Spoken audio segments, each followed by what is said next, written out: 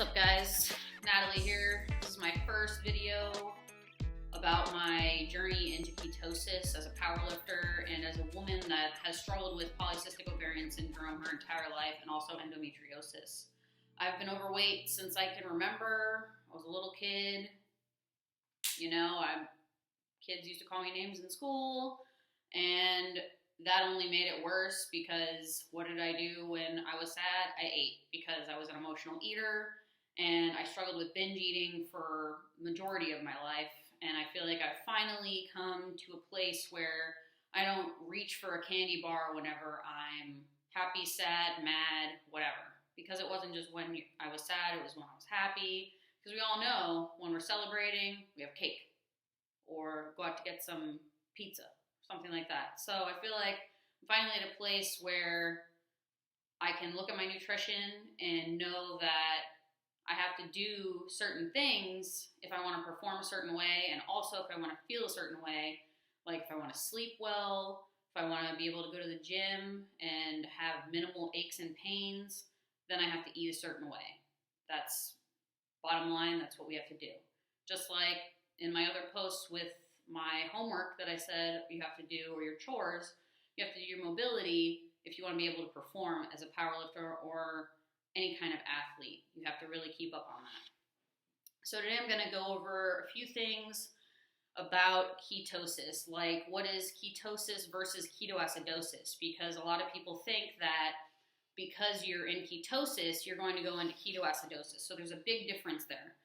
The biggest difference is ketosis is something that you go into yourself. You are not forced into it by your body. You're making the choice to go into it. Yes, your body is going into it, but you're going into it. It's not a reaction of your body like diabetic ketoacidosis is. So ketosis, you start being in nutritional ketosis, light nutritional ketosis at 0.5 millimoles, and diabetic ketoacidosis is anything over 10 millimoles. So 0.5 millimoles to 10 millimoles is a huge difference.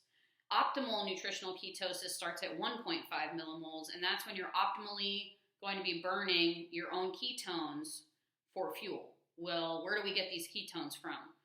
From our fat. If you think about how much glycogen the body can store, it's very minimal compared to how much fat we store.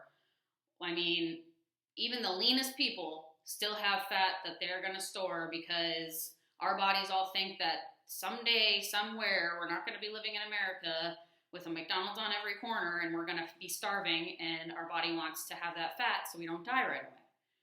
So what happens if you cut out carbs completely? Well, first of all, I still eat carbs. I probably eat 50 carbs a day, 25 to 30 net carbs. Now, net carbs are my carbs, total carbs minus my fiber. Now, eating this way, I'm actually eating the same, if not more fiber than when I was eating 200 carbs a day. But the difference is, with my condition, polycystic ovarian syndrome, I'm a highly insulin-resistant person. So when I eat carbs, my body has pretty much a crisis, doesn't know what to do, thinks, hey, I'm going to release all this insulin and I'm going to store all this glucose or glycogen because I don't know what to do with all this sugar. So essentially what I've been doing is just eating a lot of vegetables, eating healthy fats, avocado, eggs. Yes, egg yolk is not bad for you, believe it or not.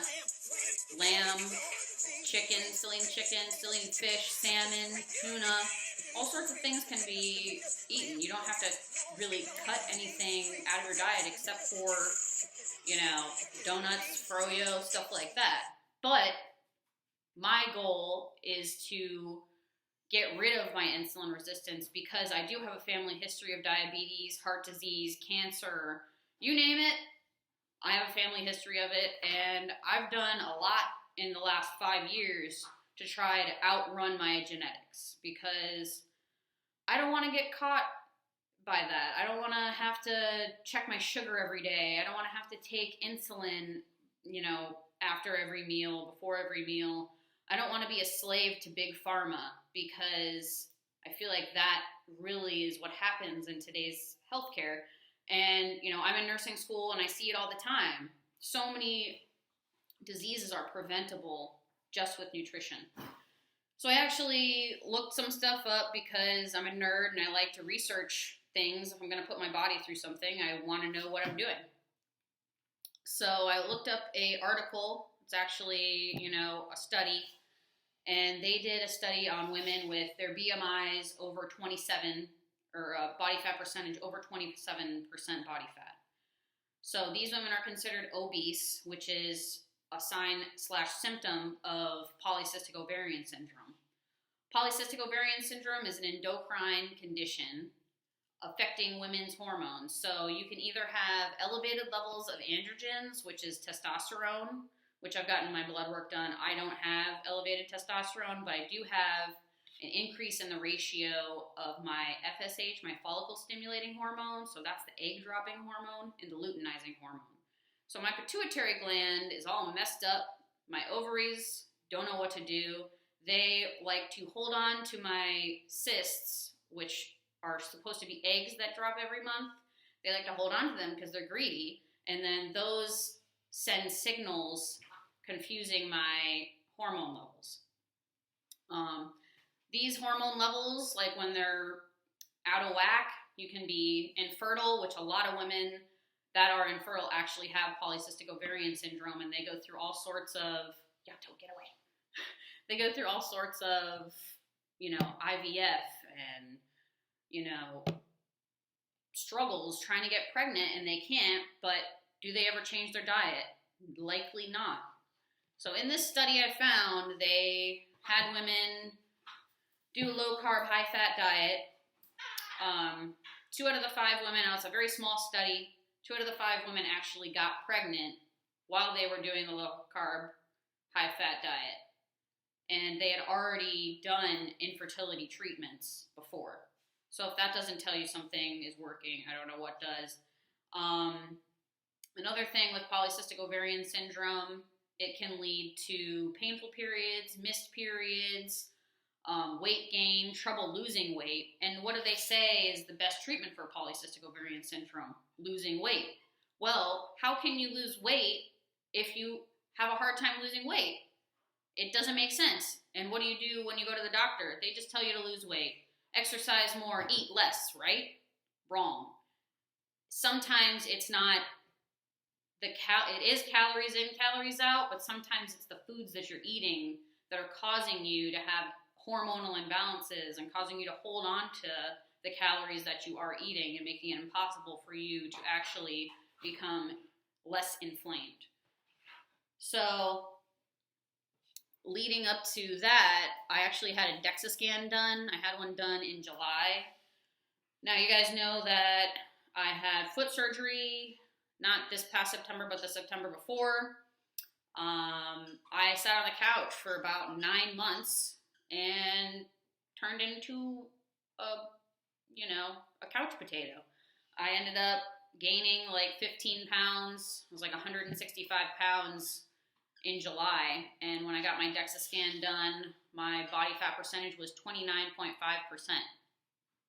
When I got my DEXA scan done in October, my body fat percentage was 24.4%. My lean mass didn't change. I was still at 108 pounds of lean mass, and this was with a higher fat percentage diet, but not a true ketogenic diet. Now that I'm in a true ketogenic diet, I weigh about 145 pounds, and I haven't gotten another DEXA scan yet, but I definitely feel leaner. I feel like I've lost that bloated belly feeling that I had before. I'll post some progress pictures in a little bit to kind of let you guys see my recent transformation, because in 2012 I started CrossFit, started watching what I was eating, and really started taking my health seriously. But of course, like any dieter, we like to see some change immediately. We start to see the change. We don't do the diet that we were doing anymore, and then we gain it all back and then some. So it's really about sustainability. And while most people can't be on the ketogenic diet all year, every single day, I feel that it's a more sustainable way for me, because even if I say I go and I have a glass of wine, or say I go and I have some froyo, at that point it's a calorie balance issue. If I go right back to ketosis, like I go back to my meal plan the next day, then I'll be back into ketosis within 12 hours. Most people actually, even on the standard American diet, they go to sleep at night. When they wake up in the morning, they're already in ketosis. So how do you get into ketosis? By restricting your carbs to less than 20 grams a day, or 20 grams a day, not less than. But a lot of people like to say, oh, you're not eating any carbs, but you are. You'd be surprised how much food you can eat on a ketogenic diet when you're actually eating vegetables like salad, broccoli, Brussels sprouts, all the vegetables that are good for you, peppers, things like that. It's not hard to make it taste good. You just have to be creative, and you have to really want to get better. Because I know I was sick and tired of always feeling bloated for no reason. Doing the right thing, hitting my macros to the T, doing cardio, endless hours of cardio wasted. I could have been laying out, getting a sweet tan, instead of frickin' walking on the Stairmaster wondering why I can't lose weight eating, my normal macros. Now I'm weighing 145 pounds and I'm eating close to 1,800 calories a day. That might not seem like a lot, but in October, I was eating probably 1,300 calories a day and doing cardio 4 to 6 times a week, and still powerlifting and doing everything that I was supposed to do. Now I do cardio because I like how it feels. I just did cardio for the first time today in probably about 3 weeks, just because I got really sick and I haven't been able to breathe out of my nose. But I didn't have to do cardio to drop weight. When I started the ketogenic diet a month ago, I weighed 154 pounds, and now I weigh 145. A lot of people say, yeah, it's water weight that you lost because you're not holding on to all those glycogen stores. Well, when I lift, I actually have 50 grams of simple carbohydrates that are high on the glycemic index, because I am a power lifter and I still do need to be able to access those different metabolic pathways that allow me to be powerful with my muscles, not just endurance-wise. Because if I was Lance Armstrong and I was doing a ketogenic diet, I would probably never eat carbs, and I would just freaking shred the gnar on the Tour de France and never have to hit the wall, because my body's not running on carbs. It's running on ketones. But as a power lifter, we still have to have carbs. So I hope this answers some of the questions, or whatever you guys think. Let me know if you have any more questions. If you'd like to see another video, let me know. And I hope you have a happy Valentine's Day. And remember, even though candy is not technically keto, you can still have dark chocolate, and you can still eat a delicious fatty ribeye steak with some Brussels sprouts. Try that on for size.